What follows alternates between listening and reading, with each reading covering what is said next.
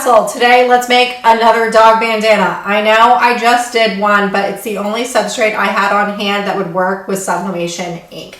The previous video that I had posted was about Sublimation acrylic paints. This time we're using stamp pads, and there's a ton of colors for them. I'm super excited about this. I know that there's a lot of stampers out there, my aunt included. She absolutely loves stamps. I mean, that is her go-to aisle at the craft store, is finding new stamps, new and cool stamps. So I was super excited when Artistry came out with these different color pads, because I mean, y'all, there is a ton of colors here.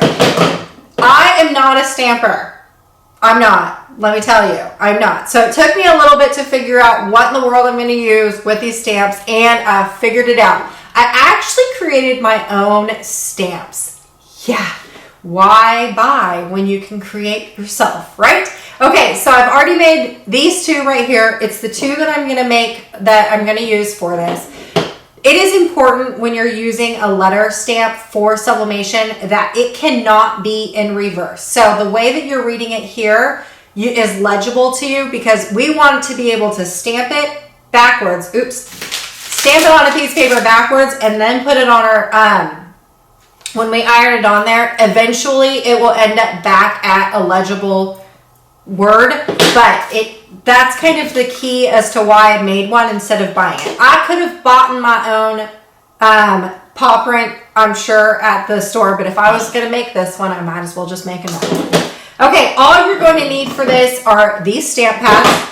You're going to need a heat press of some sort. I have my Easy Press, just to show you how you can use this with any type of heat press, and then some wipes, because I'm going to need to wipe off all the ink for this. I need a piece of paper, scissors, and a pen. That's really it. So the stuff that you're really going to have to purchase is these stamp pads. That's what you need outside of a heat press. You'll probably need to buy a heat press. Anyways, moving on.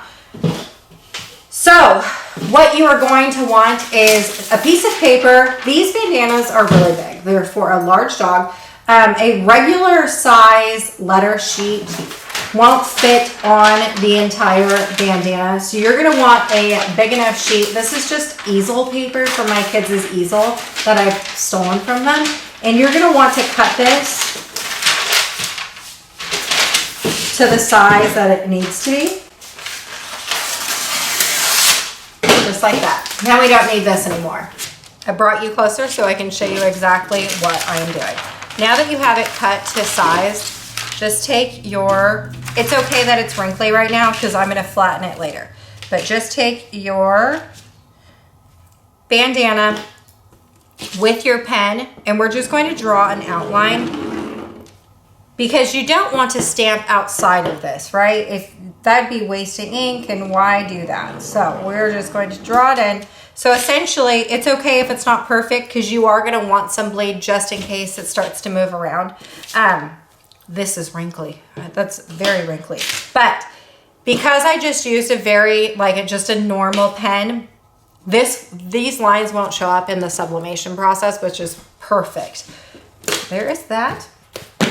I'm just going to get a little bit of cleaning wipe, and I'm just going to wipe this off because I have been using it. So I'm going to start with my dog's name, just because I want to make sure that I get that on there.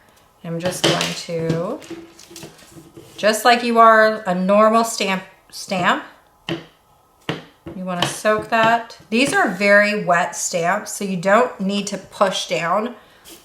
And I'm going, let's see, I want it to be like this so other people can read it. There we go. Oh, look at that. I love it. It is backwards. Remember, we want it to be backwards. And I'm just going to put this in a couple different locations. Okay, then all you want to do is just take your cleaning wipe and just wipe it off. Sublimation ink always looks weird when it is in the wet format. When it gets pressed, the ink does change to the correct color that it's supposed to be. So blue, I'm gonna do that. Blue kind of looks a little bit darker, but it will end up being more of a royal blue when you're done. And just like with any type of fabric, when you're doing like like cutting for fabric, there's like a little bit of hangover, so it's okay, and that's kind of what I want. I just want it to be a little messy looking. What you don't want to do is lay your stamp down on the sublimation paper. Whoopsies. All right, we're gonna do some green.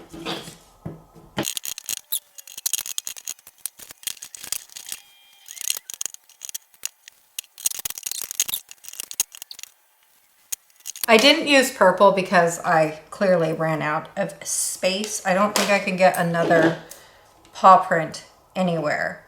So that's okay. We're not going to use purple today. Now, I cleaned up my station just a little bit, so it's a little less chaotic. I am currently heating up my heat press to its full heat that it needs, but first I need to iron out all of these wrinkles. Luckily with this heat press, the easy press, it doesn't need, it's okay to just, even if it's not already heated up all the way, you can just use it as an iron. I love being able to use that. Now that the heat press is heated up, I'm just going to take some heat resistant tape. The bandana does have a front and back side. You can kind of tell with the stitching. The way that it feels though too, you can totally tell which side is which. I am just going to line that up, just take some tape. My heat press is smaller. See how my heat press is smaller than the rest of it? So this is going to be done in sections or in parts. The reason for that is because I don't have a bigger heat press, but you want to take your pressing mat. We're going to turn this around. I'm actually going to get another piece of paper to protect my heat press mat. And I'm going to sandwich these two in there, like so. It's this is just to protect my mat. Now, whenever you sublimate, you always want to do print side up. So it's going to be print and then your substrate and then your piece of paper to protect your mat and then your pressing mat. I have this set at 350 for 25 seconds. So just do that.